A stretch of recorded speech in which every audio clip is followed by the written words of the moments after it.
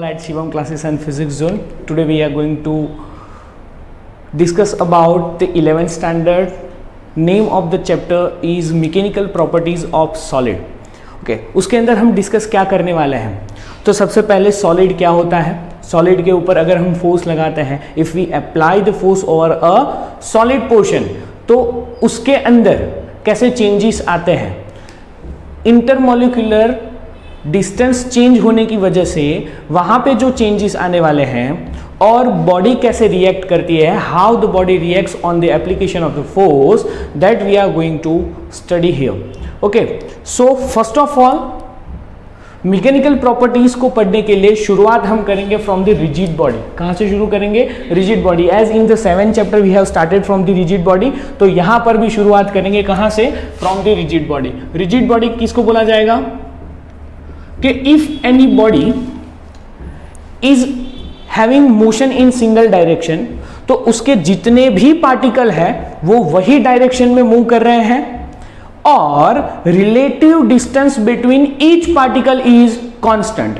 मतलब कि कोई भी पार्टिकल का एक दूसरे के रिलेटिव डिस्टेंस जो है वो कभी चेंज नहीं होता है. That is known as what? Rigid body. Rigid body को कंसिडर करने के लिए सबसे पहले यहां पे मैं क्या ले रहा हूं? एक ऑब्जेक्ट ले रहा हूं that lies on the surface. Surface के ऊपर मैंने रखा हुआ है. यहां पे इसकी मोशन की डायरेक्शन ये डायरेक्शन में है और 3 पार्टिकल में लेता हूं P1, P2 and P3.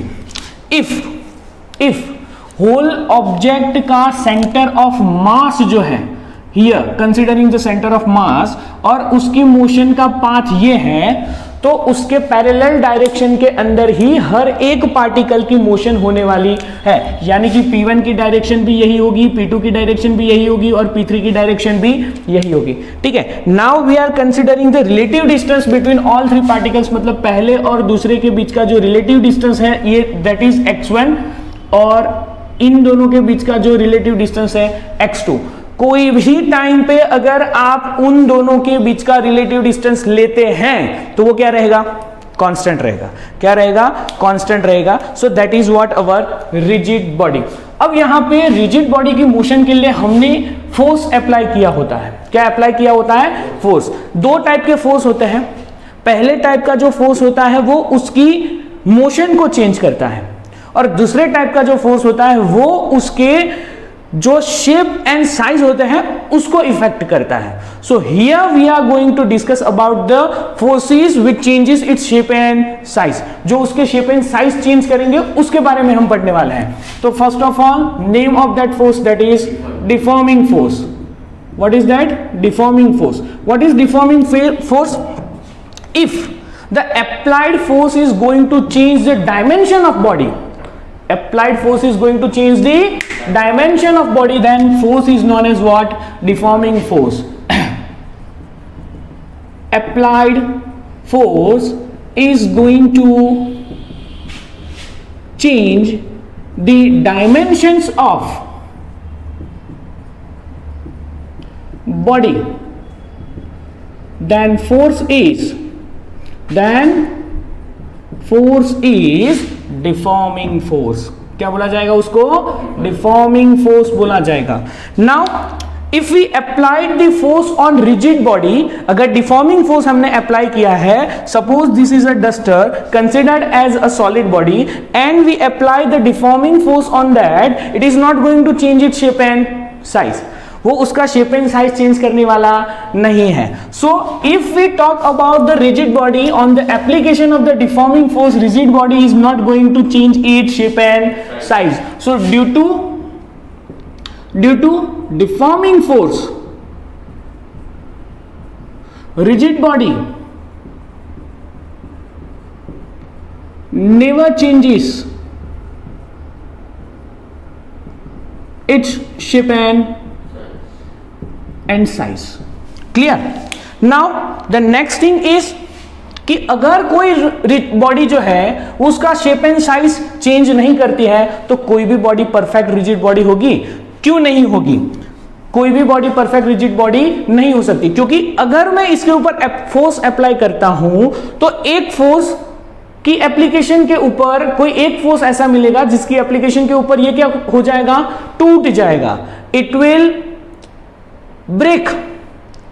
Okay, सो उस टाइम पे उसका शेप एंड साइज क्या हो जाएगा, चेंज हो जाएगा। So no body is considered as what, perfect rigid body. किसी भी बॉडी को परफेक्ट रिजिड बॉडी नहीं कहा जा सकता, लेकिन रिजिड बॉडी के नियरली इक्वल टू एग्जांपल्स है डायमंड एंड कार्बोरेंडम। दो एग्जांपल्स है, which are those, diamond and carborundum. What is carborundum? Carborundum is, have you seen the emery will to cut the iron bars, emery will, that emery will is made up of the carborundum and is the form of carbon। वो किसका form है, carbon का form है। Now while we apply the deforming force, suppose कर लीजिए कि उसका थोड़ा इंटरमोलिकुलर सरफेस जो होती है, सरफेस का जो इंटरमोलिकुलर पोर्शन होता है वो थोड़ा डिफॉर्म होगा, लेकिन रिजिड बॉडी के लिए हम क्या कंसीडर कर रहे हैं कि डिफॉर्मेशन हुआ and we remove the force, तो उसने अपना शेप जो है वो वापस रिगेन कर लिया। क्या कर लिया, रिगेन कर लिया। So after removal of deforming force there is generation of another force, that is intermolecular force, जो डिफॉर्मिंग फोर्स के ऑपोजिट में होगा, जिसको हम बोलेंगे रिस्टोरिंग फोर्स। क्या बोलेंगे, रिस्टोरिंग फोर्स। तो रिस्टोरिंग फोर्स क्या है, that is after removing the deforming force,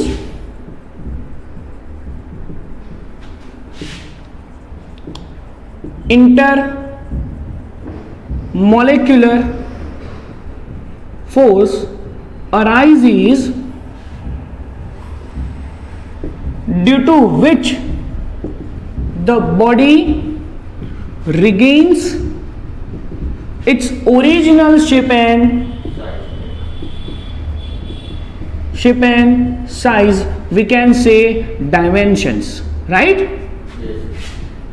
उसके डायमेंशंस रिगेन करती है। तो सपोज कर लीजिए कि हमारे पास यहां पे कोई एक बॉडी है, सबसे पहले मैंने उसके ऊपर क्या अप्लाई किया, एक फोर्स अप्लाई किया, that is deforming force, that is deforming force. तो जब डिफॉर्मिंग फोर्स हम यहां पे रिमूव करेंगे, डिफॉर्मिंग फोर्स की वजह से बॉडी कैसी हुई थी, ऐसे।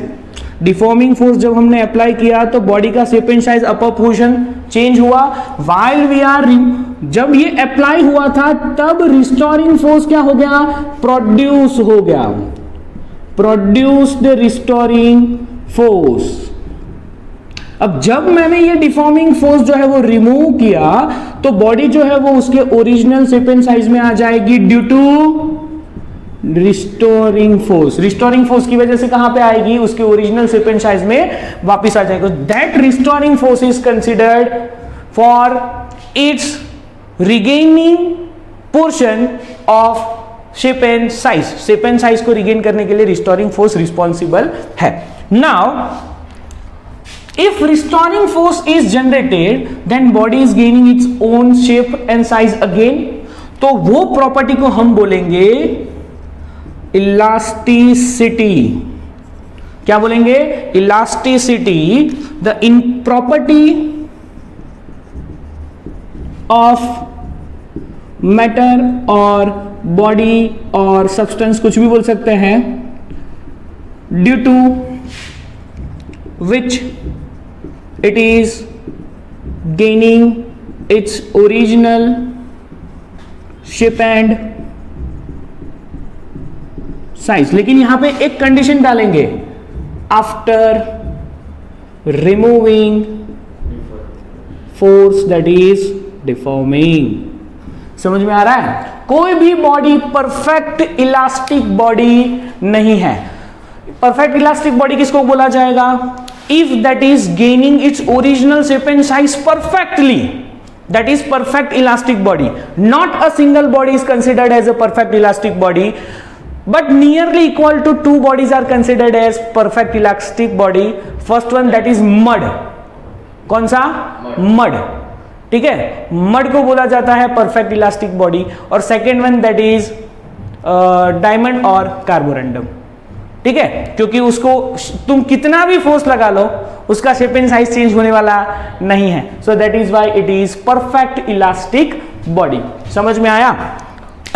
Example given, mud and diamond. What is mud? Mud मालूम है ना, जिसको कादव बोला जाता है. ठीक है. नाउ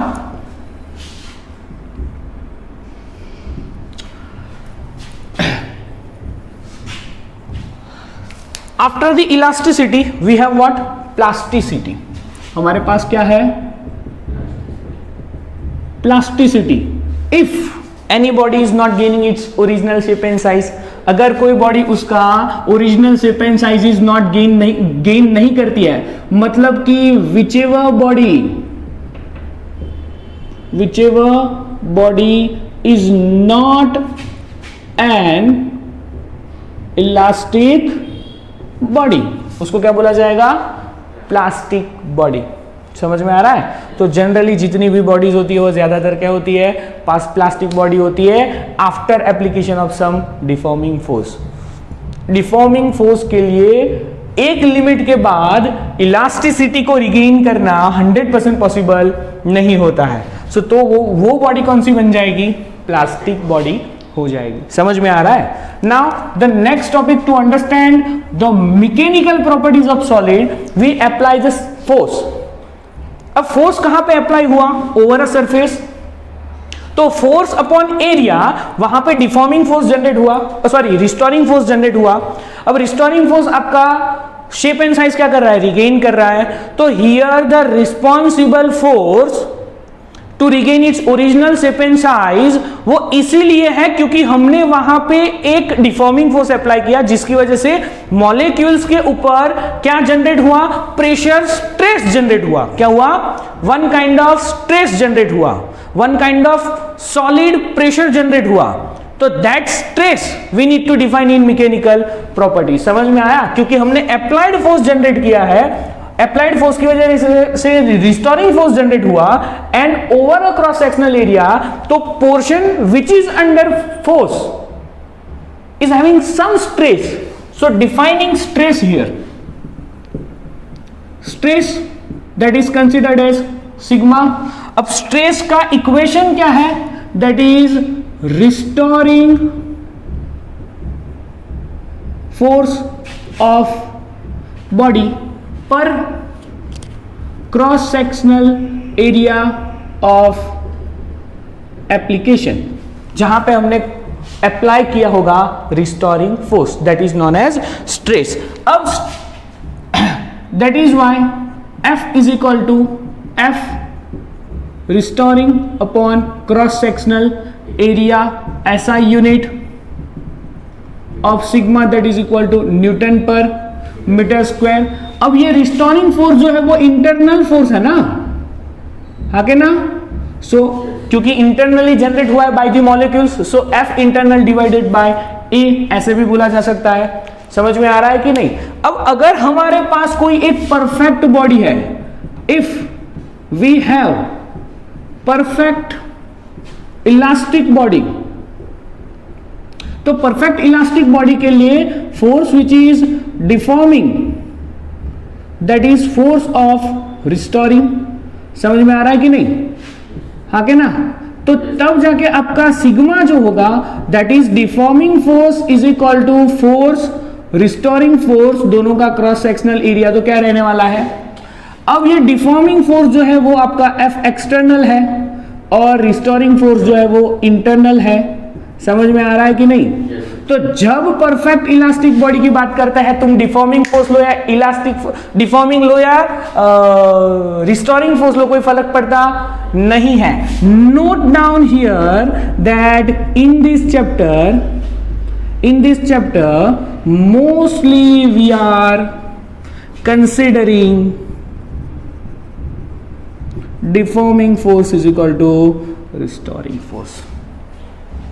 तो ज्यादातर जो भी फोर्स अप्लाई होगा that is considered as what? Restoring force.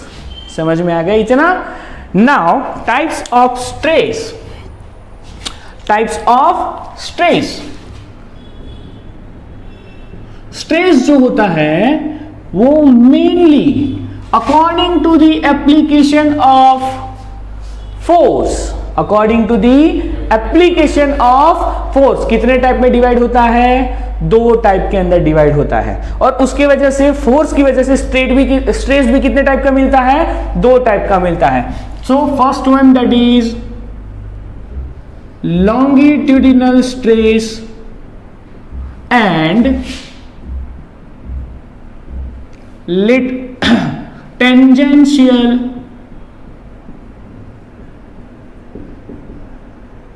Stress. अब लॉन्गिट्यूडिनल के अंदर 2 आते हैं, दैट इज टेंसाइल स्ट्रेस और दूसरा वाला कंप्रेसिव स्ट्रेस। लॉन्गिट्यूडिनल के अंदर क्या होगा? Force restoring force that is direct perpendicular to cross sectional area. और टेंजेंशियल के अंदर क्या आएगा? Restoring force is parallel to what? अब रिस्टोरिंग फोर्स को तो हमने यहां पे क्या ले लिया है? Deforming force. So application of force which is parallel to cross sectional area. आपका जो एप्लीकेशन होगा दैट फोर्स इज पैरेलल। तो इसीलिए यहां पे टेंजेंशियल के अंदर हम applied force which is parallel to क्या लेते हैं? Cross sectional area, because we are considering what? Perfectly elastic body in this chapter while we are defining stress। अब कोई भी चीज को डिफाइन करने के लिए आपके पास क्या होना चाहिए? Perfect condition, ideal condition which is not going to vary according to the situation, and here the ideal situation is what? Where the df is equal to rf, that is ideal situation।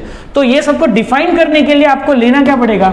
df is equal to rf। Define हो जाने के बाद उसके अंदर जो losses होते हैं that can be count by what?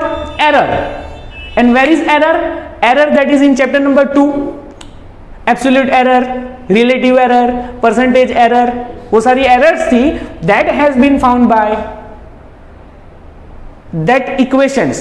तो यहां पे जो ideal condition नहीं है उसकी errors चैप्टर नंबर 2 से फाइंड करेंगे, और जो ideal condition है वहां से हम स्ट्रेस डिफाइन करेंगे।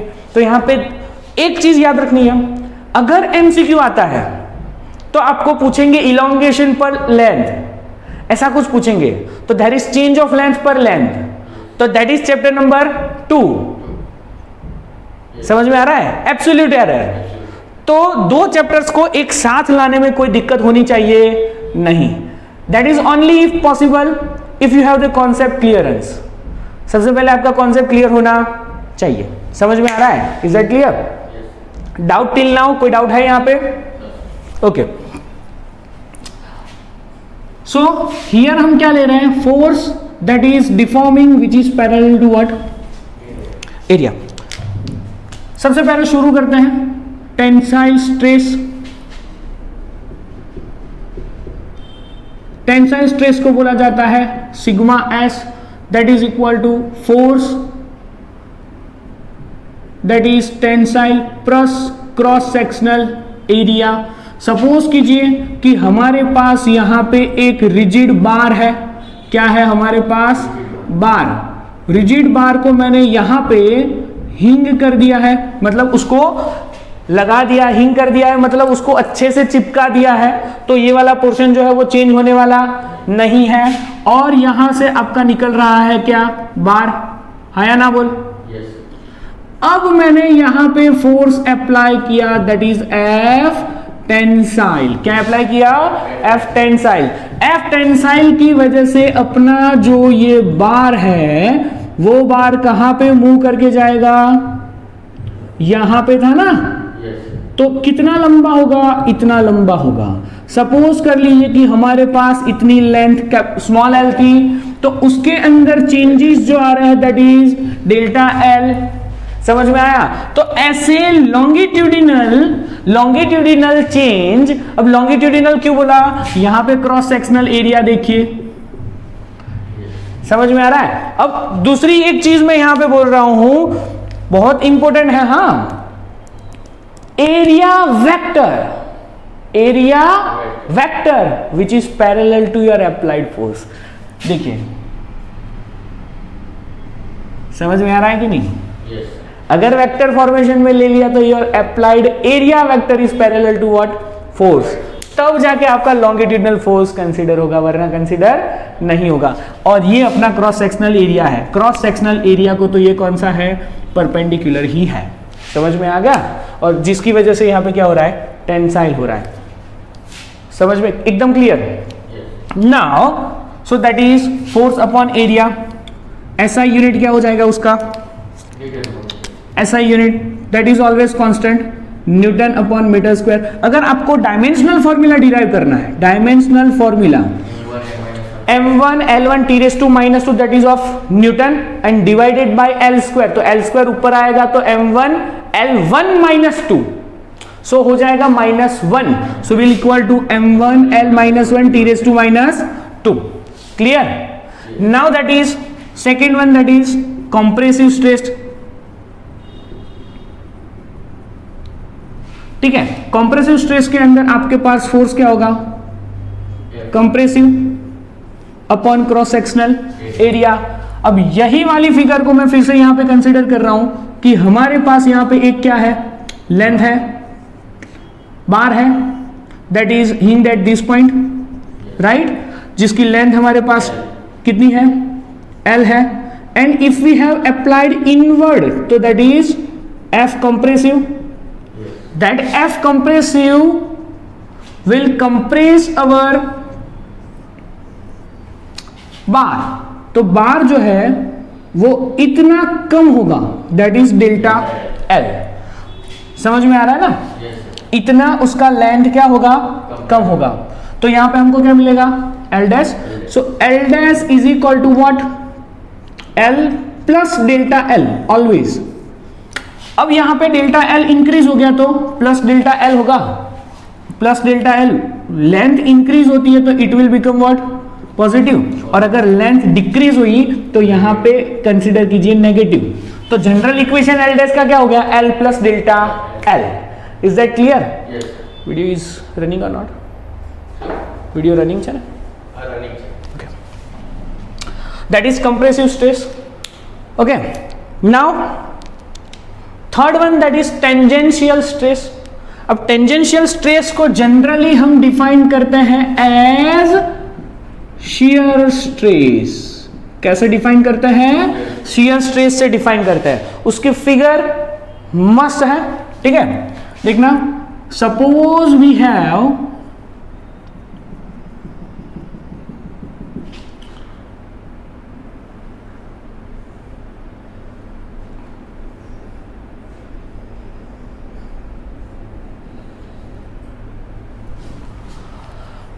a cube placed over a surface। Cube जो है हमने कहां रख दिया, placed over a surface। और मैंने ऊपर से ये वाले पॉइंट पे अप्लाई किया है क्या, फोर्स दैट इज टेंजेंशियल, जिसको मैं बोलूंगा शियर। शियर फोर्स मैंने अप्लाई किया। अब अगर मेरा ये जो पोर्शन है, अगर मेरा जो ये पोर्शन है जिसको मैंने, ये पीछे वाला पोर्शन दिख नहीं रहा है और नीचे से 4 पॉइंट से मैंने उसको क्या करके रखा हुआ है, बांध के रखा हुआ है। So while we are applying the force over the surface, then only the force applied over is on the first surface. So नीचे वाली सरफेसेस के ऊपर कम फोर्स लगेगा और सबसे नीचे वाले पे धीरे धीरे धीरे धीरे जाएंगे तो क्या हो जाएगा, जीरो हो जाएगा। या फिर उसको बांध के रखा है तो वो तो हिलने ही नहीं वाला है, ऐसा कंसीडर कर लो। तो upper portion is moving from A to A dash, और ये बी वाला जो पोर्शन है वो मूव करके कहां आ रहा है, बी डैश। समझ में आया, आया ना? तो जिसकी वजह से हमारे पास यहां पे सेक्शन कुछ ऐसा जनरेट होगा, this is A to A dash और this is B to B dash. समझ में आ रहा है? नाउ इसको अगर मैं सिंपली ड्रॉ करना चाहूं इन 2 डायमेंशन, अगर मैं इसको कैसे ड्रॉ करना चाहूं सिंपली, तो देखना यहां पे कि हमारे पास पहले यहां पे क्या था, ए, हमारे पास पहले यहां पे क्या था, बी। ये दोनों के बीच का डिस्टेंस कितना है, इतना दिख रहा है। अब वो कहां पे आ रहा है, ए डैश पे, और बी जो है वो कहां पे आ रहा है, बी डैश पे। तो अपना जो ये बाद में दूसरा पोजीशन आया वो कुछ कैसे हो गया, ऐसे हो गया। समझ में आ रहा है? अगर मुझे ये पीछे वाला ये वाला जो ऑब्जेक्ट अगर ड्रॉ करना है तो मैं कर सकता हूं, लेकिन it will become little bit complicated. ऐसे कुछ होगा, समझ में आ रहा है? ऐसे बन जाएगा, पूरा थोड़ा क्या हो जाएगा, टेढ़ा हो जाएगा। So due to the application A से ए डैश पे हम आए, बी से कहां पे आ गए? अब A dash is equal to what, B dash. यहां पे angle generated that is what, theta. और इसने जो डिस्टेंस ट्रैवल किया है दैट इज व्हाट, एल। तो इसने जो डिस्टेंस ट्रैवल किया है दैट इज व्हाट, एल। अब दोनों के बीच का जो पैरेलल का डिस्टेंस है that is capital L. Capital L change होने वाला नहीं है। हम यहां पे डिस्कस कर रहे थे स्ट्रेस के बारे में, तो that is why sigma S stress that is equal to shear force divided by cross sectional area. अब यहां पे क्रॉस सेक्शनल एरिया होगा of upper surface of the applied surface, cross sectional area. समझ में आ गया ना? तो that is F of S by A. ऐसा यूनिट तो कांस्टेंट ही रहने वाला है, चेंज होने वाला नहीं है। Apart from 1, 2 and 3 I want to define other stresses, that is volume stress. Volume stress that is equal to force applied to change its volume plus, देखो यहां पे चेंज इन वॉल्यूम नहीं है, फोर्स है जिसने वॉल्यूम चेंज किया। तो लेना क्या है, force, not the change in volume, right? So per area of force applied, ठीक है? तो वॉल्यूम चेंज होगा। सपोज कर लीजिए कि हमने लिया हुआ है लिक्विड, तो लिक्विड जो है वो पहले कुछ ऐसा शेप अपने पास रखता था, लेकिन हमने अप्लाई किया है फोर्स इन ऑल डायरेक्शन। हमने अप्लाई किया है फोर्स इन ऑल डायरेक्शन, तो जिसकी वजह से वो कंप्रेस हो गया। तो पहले वाला जो वॉल्यूम था दैट वाज वी वॉल्यूम। पहले वाला जो वॉल्यूम था वो वॉल्यूम कौन सा था, वी वॉल्यूम। और ये नया वाला जो वॉल्यूम आया that is V dash volume, V dash volume. अब यहां पे चेंज कितना हुआ, डेल्टा वी के जितना चेंज हुआ। समझ में आया? This is the change in volume, change in volume. अब मैंने यही वॉल्यूम स्ट्रेस को लिक्विड के ऊपर अप्लाई किया, तो that volume stress is what, hydraulic stress. कैसा हो गया, हाइड्रोलिक स्ट्रेस। वॉल्यूम स्ट्रेस को हम नाम दे रहे सिर्फ, कौन सा वाला, हाइड्रोलिक, क्योंकि मैंने अप्लाई किसके ऊपर किया, लिक्विड के ऊपर किया। Is that clear? Now fifth one that is breaking stress. कौन सा है, breaking stress, that is equal to, इसको हम सिग्मा बी बोलेंगे। And breaking stress is equal to force required to break object per cross sectional area, that is our breaking stress. Is that clear? This was the topic of stress. चलो, कितने type के stress हमने consider किए? पहले तो firstly 2 type के stress consider किए। First one that is longitudinal, second one that is tangential. Longitudinal, that is application of the force over the area which is perpendicular. So that is why area vector is in parallel of the force. If we are elongating, that means that is tensile stress, and due to which the elongation of length, that is delta L is equal to positive. And अगर हमने compressive किया है तो compressive force जो होगा वो invert direction में होगा, due to which the length is going to be decrease, so delta L is what, negative. Clear? Longitudinal stress is I here. Now the shear stress की वजह से हमारे पास क्या हो रहा है, अपर सरफेस इज मूविंग, और अपर सरफेस ने कितना मूवमेंट लिया है, एल के जितना मूवमेंट लिया है, while the distance between two bottom surface and the uppermost surface is L, that is constant. Yes. Distance between uppermost surface and lower surface, that is constant. Is that clear? Now from this thing I am going to decide strain. मैं क्या define करने वाला हूं? Strain. तो stress की जगह पे मैं डालूंगा क्या? थियरी फिनिश हो जाएगी, जल्दी हो जाएगी। Strain, strain,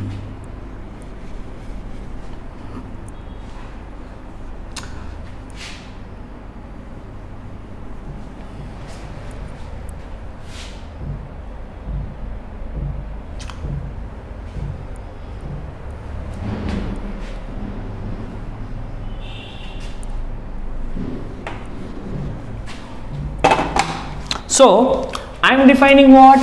Strain. Strain that is equal to what? Strain को define करने के लिए strain that is equal to very simple ratio of change in dimension per original dimension। समझ में आ रहा है ना? तो जिसकी वजह से strain कितने टाइप के?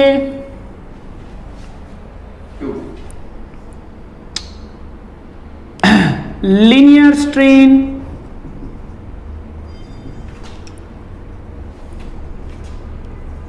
area strain and volume strain.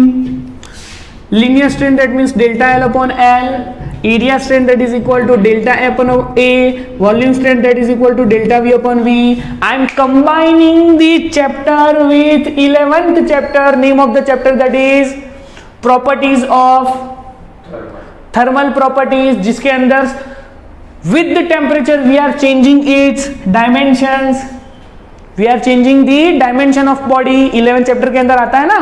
So we okay, it's okay. तो हम कवर करेंगे उसके अंदर, ठीक है? Delta L upon L, area upon delta A upon A and delta V upon V is going to be helpful in our 11th chapter. So that is why अगर कोई बोले या ना बोले, we are combining two chapters which are two 9th and 11th. कोई बोले या ना बोले, हम कंबाइन कर रहे हैं. 9th चैप्टर को हमने कंबाइन किया था विद द एरर. तो देख लीजिए ये कौन सी एरर है? एब्सोल्यूट एरर है. तो we are combining without seeing 9th chapter and 2nd chapter. Is that clear? So that is the key points जो आपको एक चैप्टर से दूसरे चैप्टर में मूव करने के लिए हेल्पफुल रहेगी. And while you are solving the example, ये चीजें आपको दिमाग में रहनी चाहिए. समझ में आ रहा है? तो स्ट्रेन की डेफिनेशन क्या होगी? चेंज इन द डायमेंशन पर ओरिजिनल डायमेंशन. अब जो स्ट्रेस के टाइप थे वही टाइप स्ट्रेन के हैं, कोई चेंज होने वाला नहीं है. So that is Y longitudinal strain. Longitudinal strain के लिए भी हम रिस्टोरिंग फोर्स तो परपेंडिकुलर ही लेने वाले हैं, फिगर भी वही होने वाली है. लेकिन यहां पे अगर हम टेंसाइल स्ट्रेन की बात करें और कंप्रेसिव स्ट्रेन की बात करें, जिसको हम क्या बोलने वाले हैं? स्ट्रेन को एप्सिलॉन बोलने वाले हैं. क्या बोलने वाले हैं? एप्सिलॉन बोलने वाले हैं. So that is why tensile strain that is equal to epsilon T. समझ में आ रहा है? That is change in length divided by original length. अगर टेंसाइल है तो ratio is positive. Ratio is, समझ में आया? फोर्स की वजह से लेंथ चेंज हो गई. लेंथ चेंज हुई तो स्ट्रेन जनरेट हुआ. स्ट्रेन जनरेट हुआ तो टेंसाइल स्ट्रेस था, इसीलिए स्ट्रेन जो होगा वो टेंसाइल स्ट्रेन होगा. हमारे पास कॉम्प्रेसिव स्ट्रेन है जिसको हम बोलेंगे एप्सिलॉन सी. एप्सिलॉन सी के अंदर क्या हो रहा है? लेंथ कम हो रही है. So epsilon C that is equal to delta L upon L. Ratio is what? Negative. But for the simplicity always we are going to take what? Positive. For the simplicity जब भी application आएगी we will take what? Positive. अगर कोई theory derive करते हैं या तो फिर एप्लीकेशन के अंदर कहीं पे आपको एमसीक्यू के अंदर डायरेक्ट क्या करना है? इक्वेशन डिराइव करके उसका आंसर इक्वेशन में लाना है, तो ही डेल्टा एल क्या लेंगे? नेगेटिव, वरना पॉजिटिव लेंगे. ठीक है, यहां पे आ जाते हैं वॉल्यूमेट्रिक स्ट्रेन के बारे में बात करते हैं. वॉल्यूम स्ट्रेन,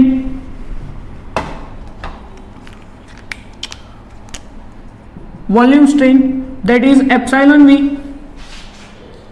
तो that is equal to what? Delta V upon V. Already we have covered here. That is also what, hydraulic strain. If we apply the, समझ में आ रहा है ना, वो क्या हो जाएगा, हाइड्रोलिक स्ट्रेन हो जाएगा। एकदम क्लियर, कोई डाउट? अगर कोई डाउट है तो बता देना। Then shear strain, shear strain को क्या बोलेंगे, एप्सिलॉन। अब यहां पे हमारे पास दो तीन चीज है, मैं ये मिटा रहा हूं, ठीक है, I need the space, that is Y. Volume strain के अंदर हम देखेंगे, सॉरी शियर स्ट्रेन के अंदर हम देखेंगे here that is theta is equal to angle made by displaced length L is equal to length between two parallel surfaces, small l that is equal to displacement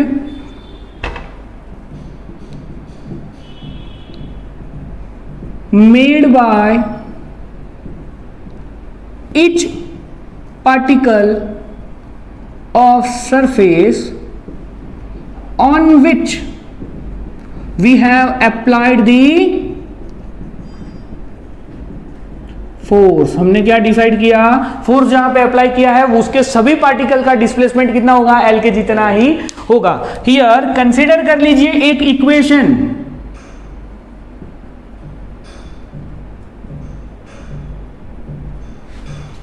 angle that is equal to arc by radius, angle that is equal to what, arc by radius। so that is why हम यहां पे क्या लेने वाले हैं, सबसे पहले strain that is equal to shear strain का मजा इसमें है कि shear strain जो है ना वो एक्चुअली थीटा के हिसाब से चलता है। किसके हिसाब से चलता है, थीटा के हिसाब से चलता है।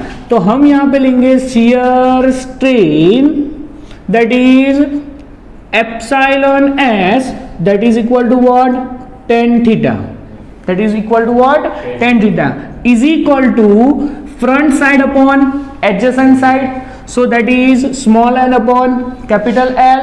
and for rigid bodies here theta is very small, समझ में आ रहा है कि नहीं? so that is why tan theta is nearly equal to theta। so हमारा स्ट्रेन जो हो जाएगा वो theta into L upon, theta is equal to L upon L हो जाएगा। क्लियर हो गया इतना? So that was the thing of strain. यहां पे अगर हम देखें तो this will be in what, meter, this will be in what, meter, meter meter cut हो जाएंगे। तो स्ट्रेन के लिए यूनिटलेस क्वांटिटी, कैसी क्वांटिटी, यूनिटलेस क्वांटिटी। अगर यूनिटलेस है फिर भी उसको हम स्केलर बोल सकते हैं, क्या बोल सकते हैं, स्केलर क्वांटिटी बोल सकते हैं। So this is the whole thing which we are going to deal in what, mechanical properties of solid।